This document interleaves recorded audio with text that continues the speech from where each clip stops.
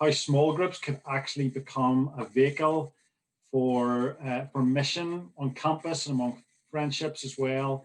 And we'll try to be as practical as we can about that. Then we'll jump into breakout rooms, probably at the halfway point tonight rather than way at the end, and chat about that. Come back, maybe share some of your feedback and thoughts. And then I've probably just a few simple thoughts around multiplication of small groups, and particularly how we pass on and encourage other leaders and develop other leaders as well to lead alongside us, and maybe even to lead in replacement of us eventually too, as well. So mission and multiplication, that's where we're going. Let me share my screen and we'll kind of get going into some of this content. Okay, so I suppose my opening question to you all tonight is, where do you think discipleship and mission takes place? So if I was to ask you to think, excuse me, of the environments where discipleship and mission most commonly happen, I wonder what might be in your mind. Perhaps this type of image is in your mind, okay? So the red dots in the corner represent a group of Christians, maybe on a university campus. So the red dots are few in number. Maybe it feels like there's not lots of you. Maybe at times it feels like you're pushed into the corner of a world that's increasingly dark and grey, I guess.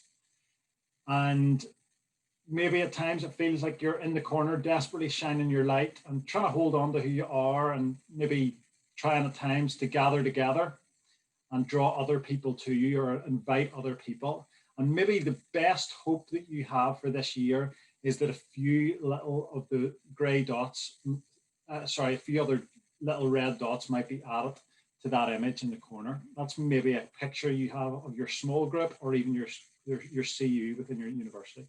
That's not a wrong way. That is a way to view it. But here's another way to view it.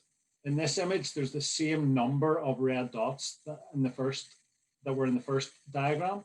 But this time the red dots are scattered all among the grey. And for me, this is a more hopeful image of what it means to do mission within a setting such as a university campus. Individuals in all different walks of life, among people in the midst of classes, lecture theatres, Zoom rooms, sports clubs and societies and neighbourhoods, meeting people in our different interactions as we go about it, and as we go about even our different leisure time as well. If I was to ask you where your CU was, or even where your church was, I wonder what you would tell me. Your answer would probably be like BT something, like a geographical location of where your church or where your CU gathers, okay? But that would probably just tell me where your church or CU gathers on a Sunday or on a weeknight. But where was your church today? Where was your CU today? Where was your small group today?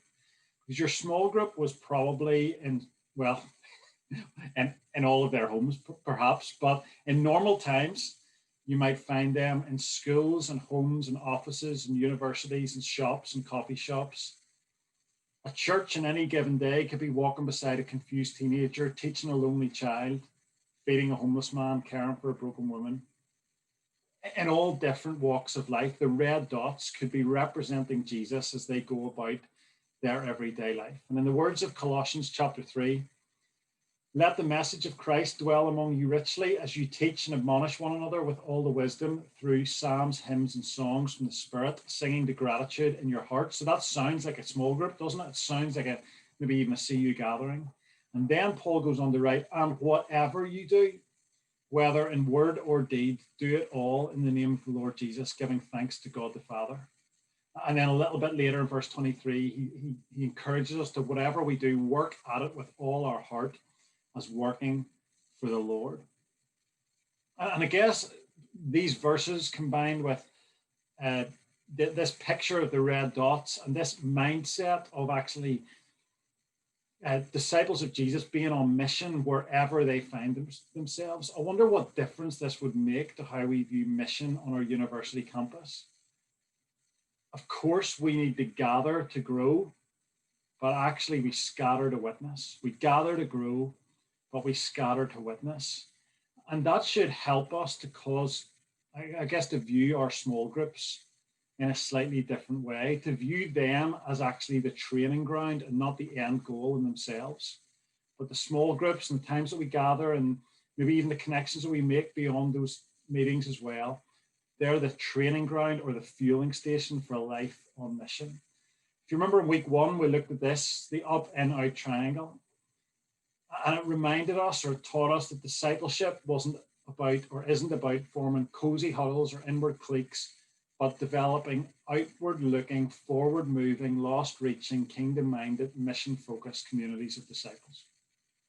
And this triangle might be a lens for our personal discipleship journey, but it could also create a rhythm and a lens for how we view our small groups and our communities of discipleship.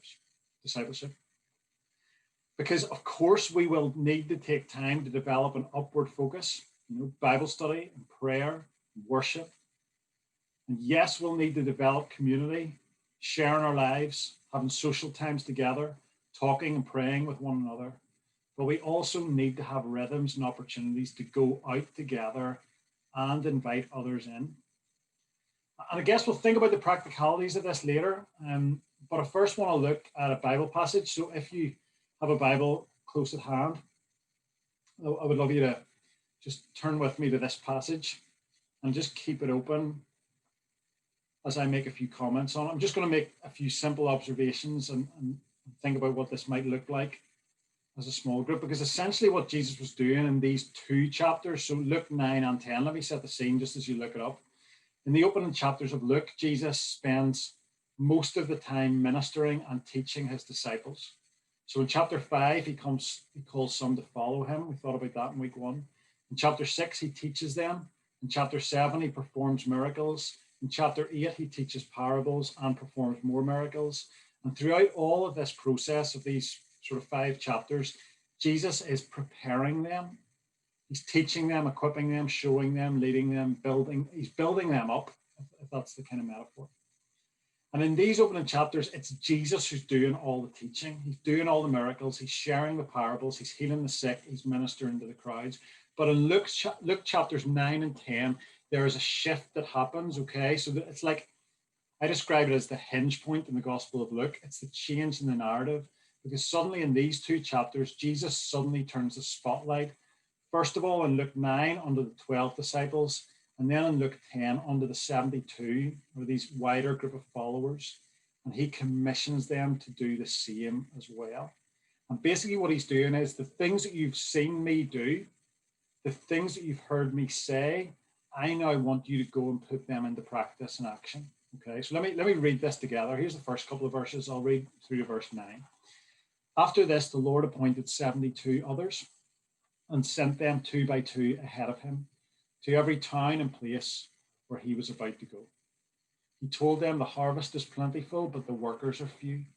Ask the Lord of the harvest, therefore, to send out workers into his harvest field. Go, I'm sending you out like lambs among wolves. Do not take a purse or bag or sandals, and do not greet anyone on the road. When you enter a house, first say peace to this house. If someone who promotes peace is there, your peace will rest on them.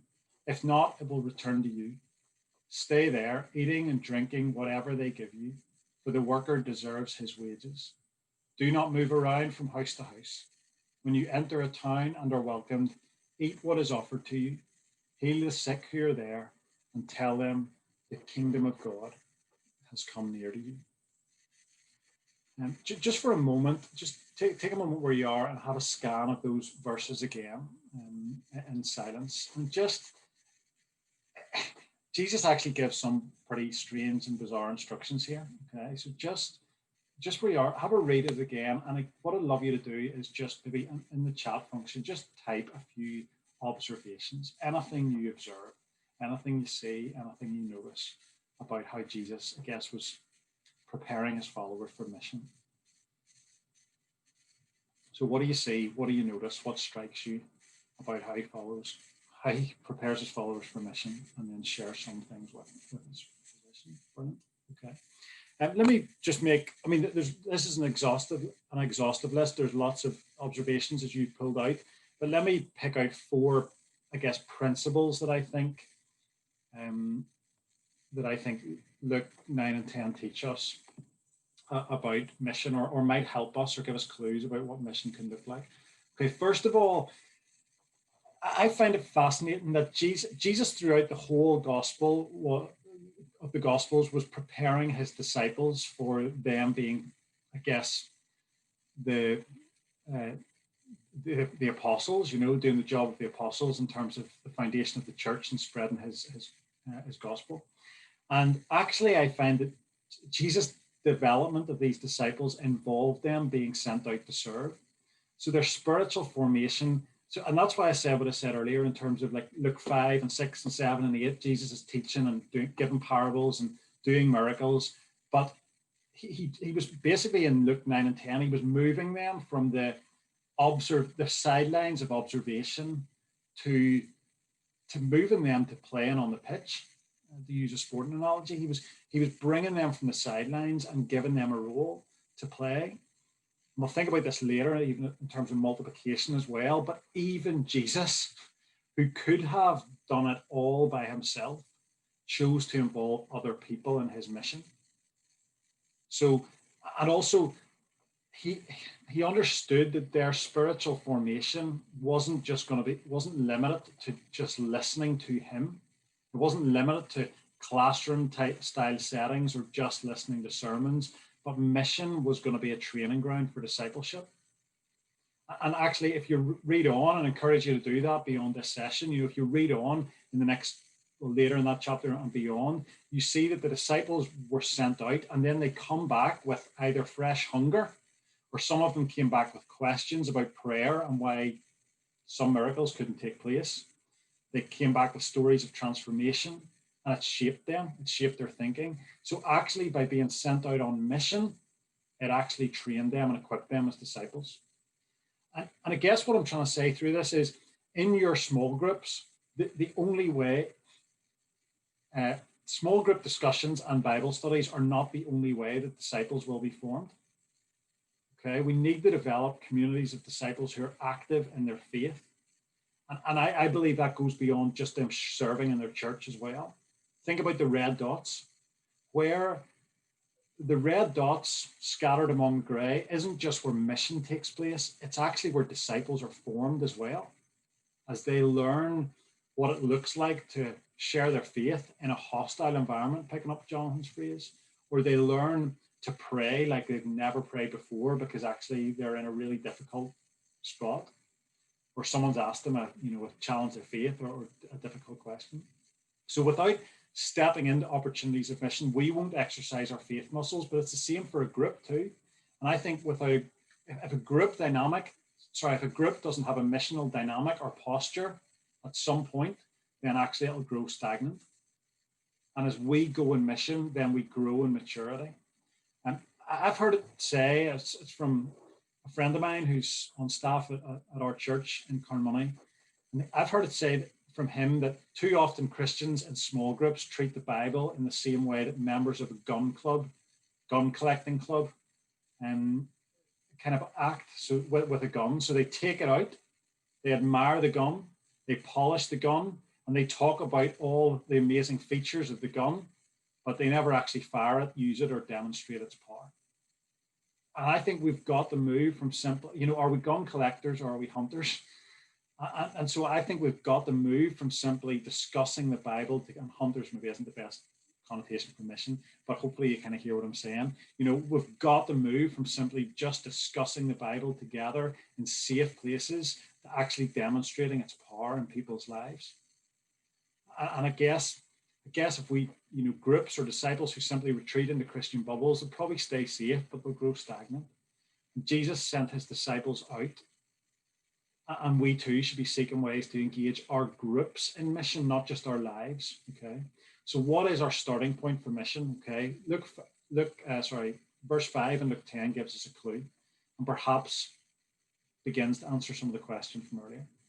Jesus said, "Whatever house you enter, say peace to this house." And he went on to encourage them, his followers, to watch and see and look for what he described as places or people of peace. Basically, he was saying, watch and see who responds warmly. A person of peace is basically someone who was willing to receive them into their homes, offer them hospitality, but it was more than that.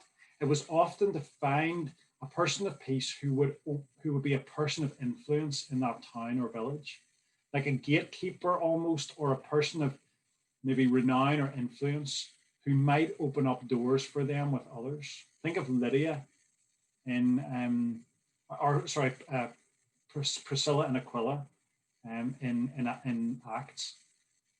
Lydia maybe actually as well, a kind of affluent businesswoman as well. People who were able to open up doors. And I wonder when it comes to mission, if we often try to force open doors that God hasn't necessarily opened, and we get so distracted with other things, picking up the verse 4 thing, and we miss the doors that God has opened. Because I believe that we all have people of peace around us or in our circle of influence. A person of peace, basically, how do we identify that? I think it's someone who might respond warmly to us or might show openness to what we say. It's maybe someone who perhaps seems ready to receive us or our message, who's just warm to us or maybe with a good connection or relationship with. And so how about asking God, who are those people? Who are the people that you have for me in this season? And then what would it look like for you as an individual, first of all, to intentionally invest in those relationships and sow into those lives? So it might not mean preaching to the whole hockey team initially, but it might mean intentionally developing your friendship with one or two who might seem more open. How about keeping our eyes and ears open to the people we come across every day? And actually, the brief encounters, the lingering conversation, the openness of others, for me, it makes mission more intentional. And what if we didn't just do this on our own, but what if we began to teach and train the people in our group about this as well? We began sharing stories about our people of peace, and we began praying for them and about them and talking about them. And then what if we began to be intentional about inviting those people into more opportunities? Let me tell you two examples of two people of peace in my life. One of them is called Phil. He's a neighbor of mine. He lives probably about 100 meters from where I'm sitting now, 4 or 5 doors down from me. And I got to know him a few years ago, and just by, I guess, chatting to him out in his front garden. I discovered that actually he did a little bit of running, and I invited him out a run with me. And here's the interesting thing. Phil is a much slower runner than I am. And I'm not saying that as kind of some boast or brag, but actually I wouldn't normally run with him. It's not natural or normal, I guess, that I would do that. But I've decided that every so often I'll try to go out a run with him just to get to know him and I guess be a bit more intentional about that. We began running together, built a bit of a friendship and connection. And I thought, well, actually, he lives a few doors away. Why don't I invite him around? So him and his wife have come around a few times now for a barbecue or for a meal or for a takeaway. We've been in their home too.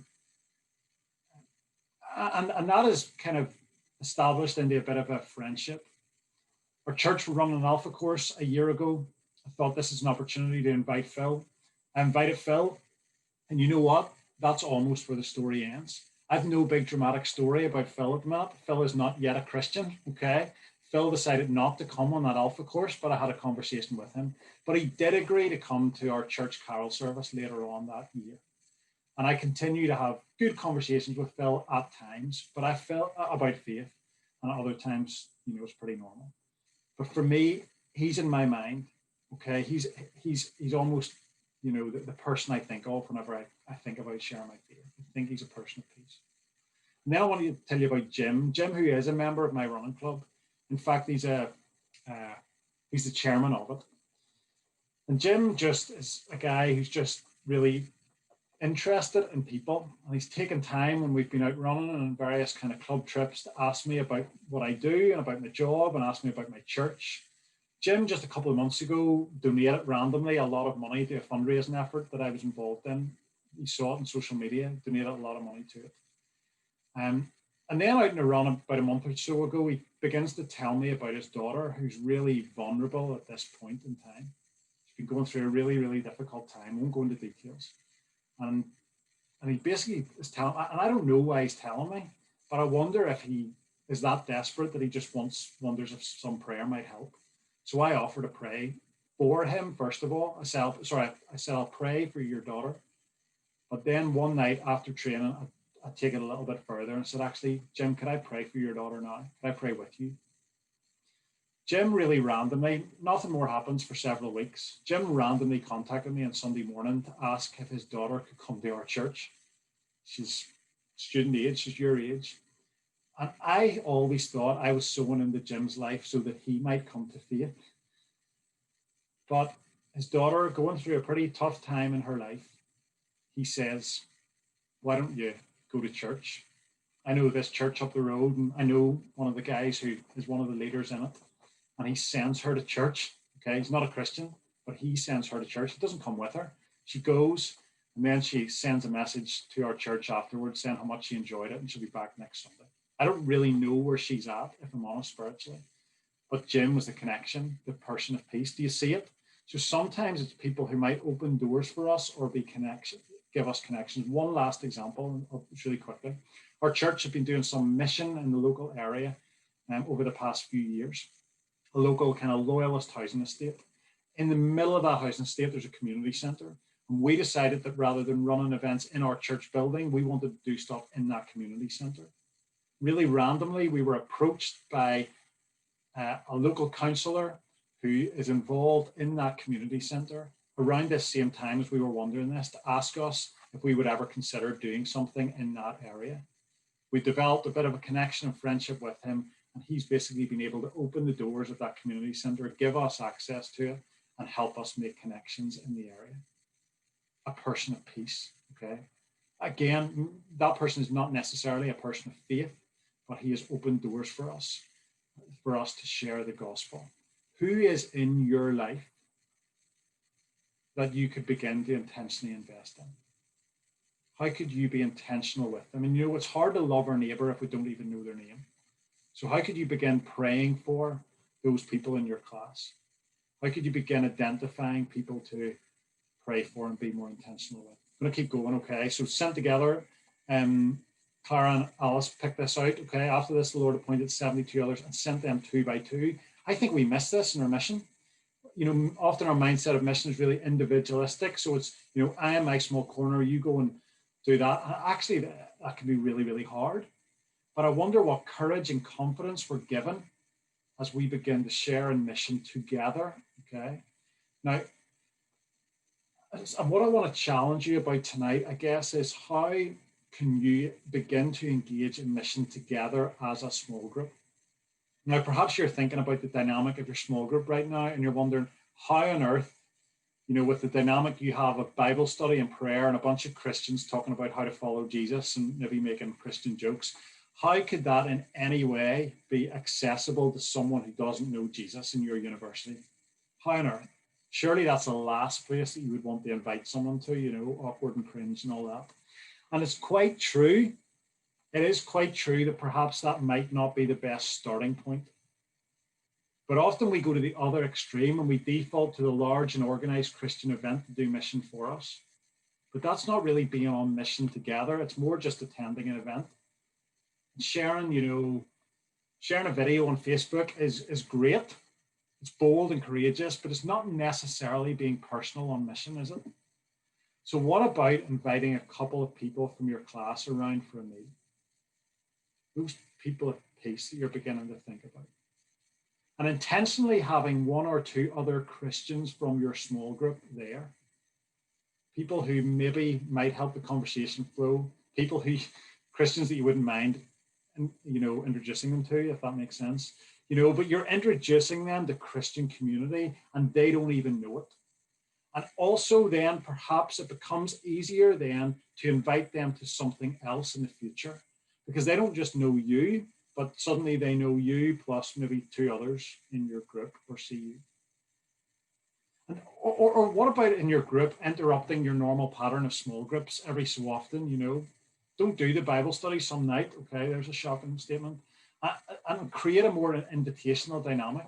So do a quiz night on Zoom if you're not fed up with them, or do a curry night when it's possible to do that. And you're not inviting the whole world, and you're certainly not putting the invitation on Facebook, okay? But you're making a personal invitation, and you're encouraging your group members to use this as an invitational night, okay? And maybe it becomes easier for them as group members to invite people too, but it also maybe becomes something, once that's happened, it then becomes easier to invite them onto the next thing. You see what I'm doing here? We're creating bridges, little kind of moments. And or what about as a group running an alpha course, taking 6 weeks to pause your normal content, to cook a meal, food's important, cook a meal, play the alpha video and talk about it together. So your posture for a small season, a short season, is to orientate your meetings around outsiders, and you're preparing your group for it. So you're saying, you know what, for the next couple of weeks, we're gonna pray like mad. We're going to talk about our people of peace, and we want you to invite people, and let's pray for it, and let's prepare people for what this will look like. And then for 6 weeks, you're going to take on an outward posture for that season. Or if that's too big a step, maybe a one-night thing, a takeaway night where a couple of your group are simply going to share their testimony and invite questions from people in the room. And then it becomes, again, an easier invite to your normal group night after that. You see the steps you could take, creating an invitational process and trying to make it easier both for your group to invite their friends, but also for outsiders to feel at home. One of the things I mentioned earlier was about developing a rhythm of up, in and out in your groups. And that could provide you a really good lens for each month or each term. So 3 nights a month, you're doing your normal small group, and once a month, you organize something relational or invitational, or, for a term. And another way to look at this, being on mission together, is also identifying some things. So that's one approach.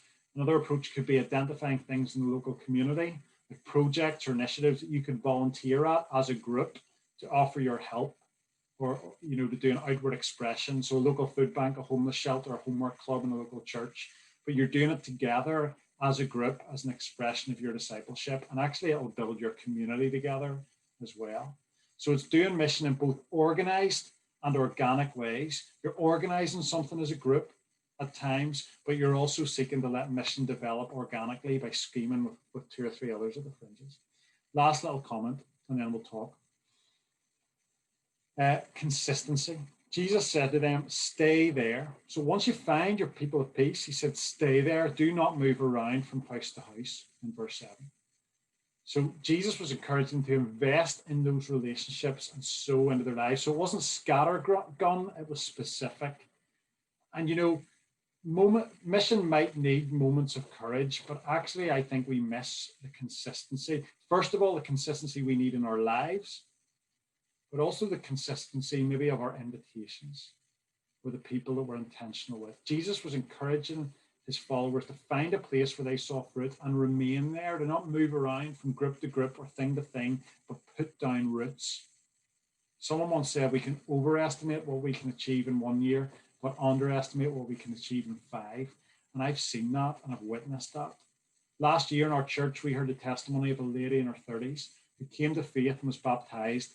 And the way that she came to faith, or even the way that she came to our church, was that she'd been befriended by a fellow mum at her daughter's gymnastics club. And she'd been invited to church, but she ignored Kelly's invitations for 5 months.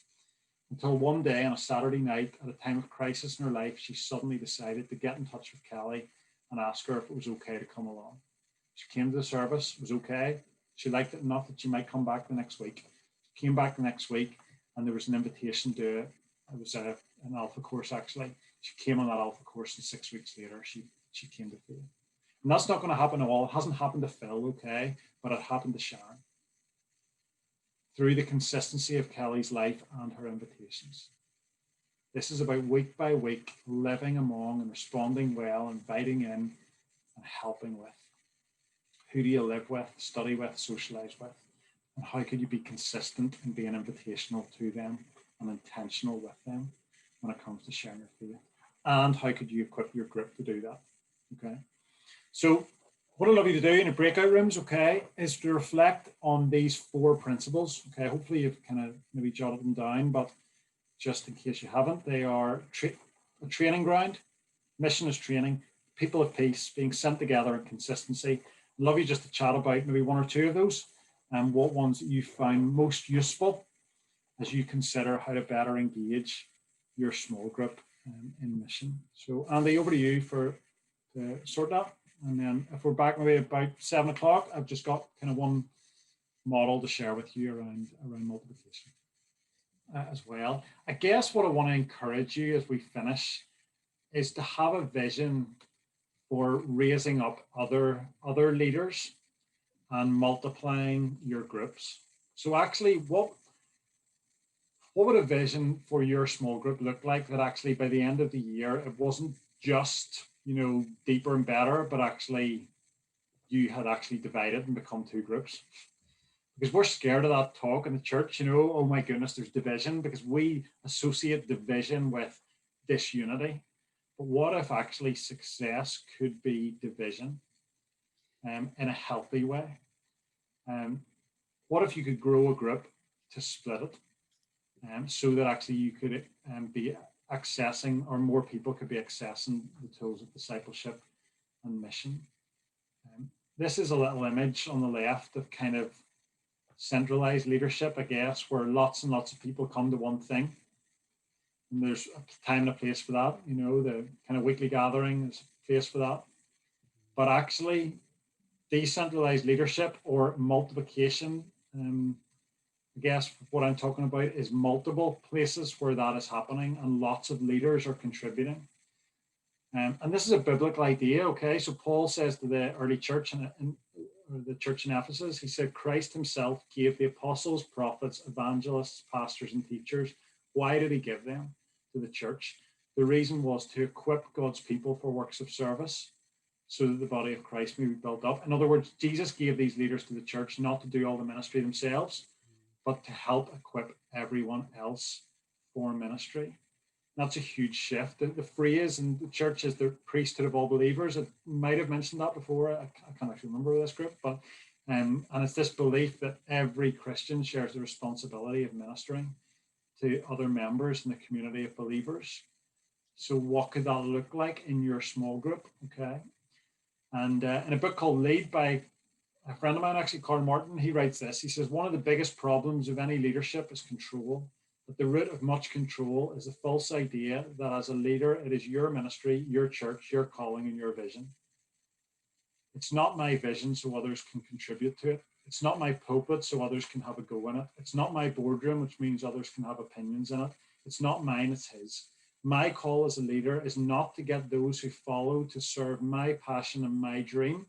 Rather, it's to provoke, release, and equip the dreams that God has already placed in the hearts of the people he has called me to lead. So a question, as you think about your group, I wonder what dreams and what burdens and what visions that God has already given to people within your group. And then how could you, I guess, bring them to fruition or help them to come out? So to help with this, practically, I'm going to finish with this. This is called the leadership square. So how can you as a leader equip and release others into their ministry? Okay, so let's think really practically for a minute. The first stage is 4 stages. That's why it's called a square, which it actually looks like a rectangle, but anyway. So 4 stages, and all of these can be seen in the life of Jesus, the ministry of Jesus. So first stage is I do, you watch. Okay, that's the early chapters of Luke that I was referring to, earlier on. Jesus is doing lots of the teaching. He's doing the miracles. He's calming the storm. And the disciples are just really there. They just happen to be there. They've got an up close, front row view of the Savior of the world in action. And the first aspect, or the first stage of you passing on any leadership to anyone else, is not you telling them to go and do it, but it's actually you doing it and you getting them close so that they can watch. They need to see it in action. They need to see something modeled to them before we can expect for them to do it effectively. Okay, so that's what Jesus was doing in the first stages with his disciples, but it didn't stay there. So Luke 9 and 10 is probably the next stage. Well, it's not actually. There's a stage before that. I do, you help is the next stage. So the best example in this is the feeding of the 5,000. Where the disciples come to Jesus and say, so they diagnose a problem. So they're like, you've been teaching all day here, Jesus, but none of them have food, so we need to feed them. And Jesus is like, great, good idea, go and feed them. And they're going, well, we don't have enough money and we're not anywhere near shops. And Jesus basically gets them to say, well, right, we'll go around and see what food there is. So they go and they kind of collect the 5 loaves and the 2 fish. And Jesus does the miracle. Jesus does the breaking. Jesus does the blessing. But it's the disciples who distribute the food, and they're cleaning it up and they're picking up leftovers afterwards. They're involved. Okay, they're helping. The second stage in leadership development is as we begin to give away some responsibilities or involve other leaders or other people in the task. Someone once said to me that actually you should never try to do a task of leadership on your own. That they're encouraging everything you do, you should try and involve someone else in it. So sometimes when I used to go to places and speak, and not sit in my spare bedroom, but I would sometimes think, who can I bring with me?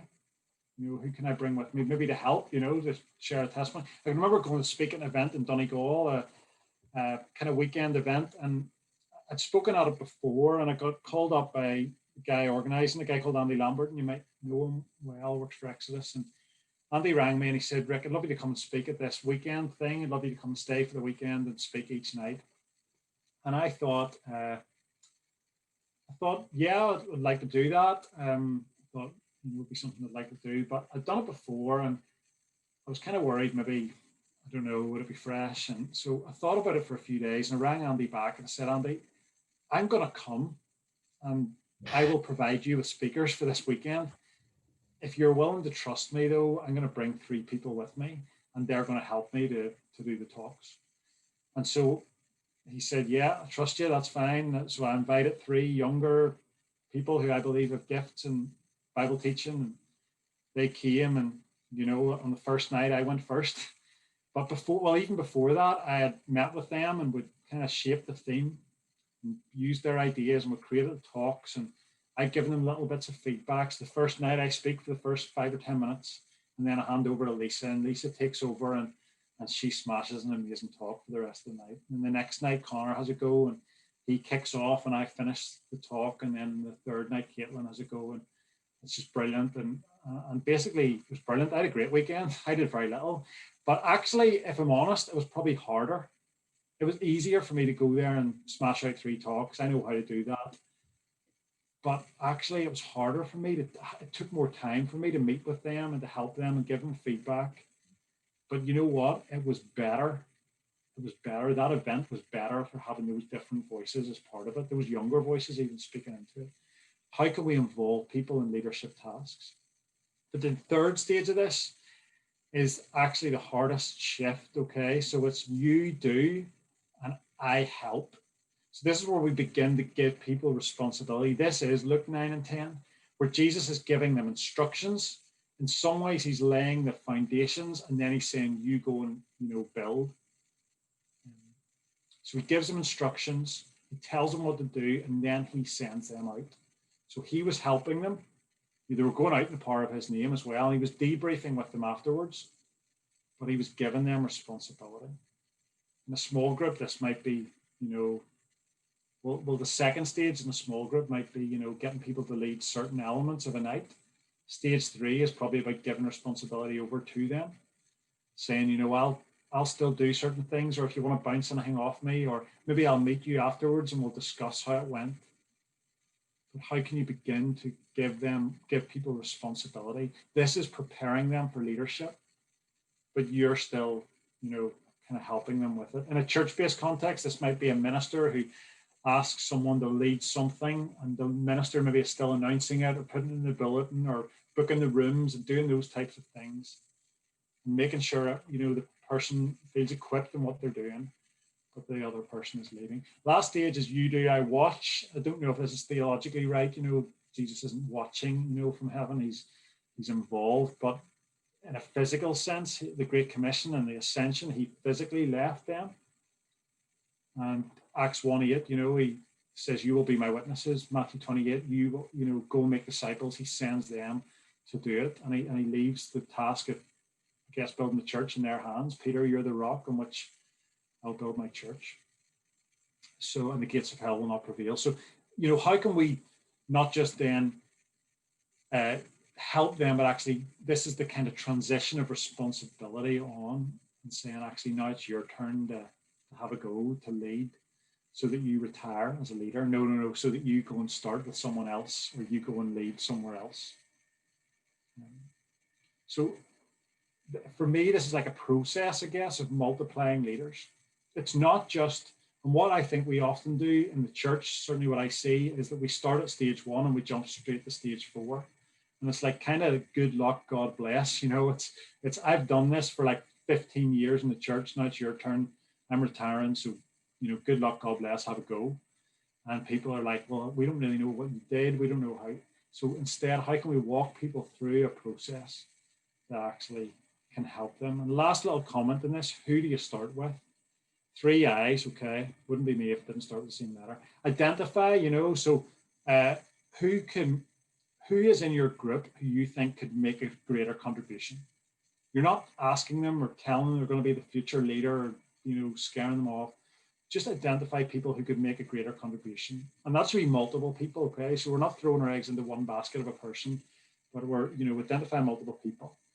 And then the second thing is invite them to do something. So you've got these people in mind. What could you invite them to do? So in my small group at the minute that we lead, a home group in church, you know, last night someone else led the whole night. You'll think I'm a really lazy leader, but, you know, someone else led the whole night. She led that brilliantly. Someone else I'm thinking of for next week, I'm asking him, young leader in our church, I'm going to ask him just to do the Bible study. I'm part of it, and I'll do the rest. I'll do the welcome, I'll do the kind of opening stuff, I'll lead the prayer time, lead the sharing time, but I just want him to share some stuff for 10 or 15 minutes. So I'm inviting him to do something as well, and then invest in them as they do it. So if you've asked someone to do something, you know, how could you invest in them? If you've asked someone to lead prayer, could you send them an article about leading prayer? I don't know, or a blog you came across, or a podcast you listened to, or whatever. I don't know, but, you know, invest in them. Could you meet them for a coffee? Could you commit to praying for them during that time? Could you make yourself available to, you know, to bounce off ideas with them? So hopefully that's some kind of practicalities, but I want to, you know, in some ways I want to try to give you a vision for multiplication in your group that actually, I guess I'm trying to give you a vision for a culture of discipleship that almost replicates itself. So this culture of discipleship that grows people deep, you know, or up, to take our triangle, you know, that develops this really healthy, see you, James, this really healthy kind of relational dynamic and community dynamic, but also this missional posture that invites new people in. And that could be new people from within the CU, of course, as well, who aren't connected to small groups, and also definitely people from outside the kingdom. And then beginning to try to get to a place where maybe your group grows. Last comment, what I observe about Christian unions and universities, and I've been speaking at them for about 15 years, okay, is that often September and October, and I don't know what this looks like at this time, so I might be wrong here for you know, for this year, but often, like, if you speak in September and October to CU, you've got a good crowd, okay?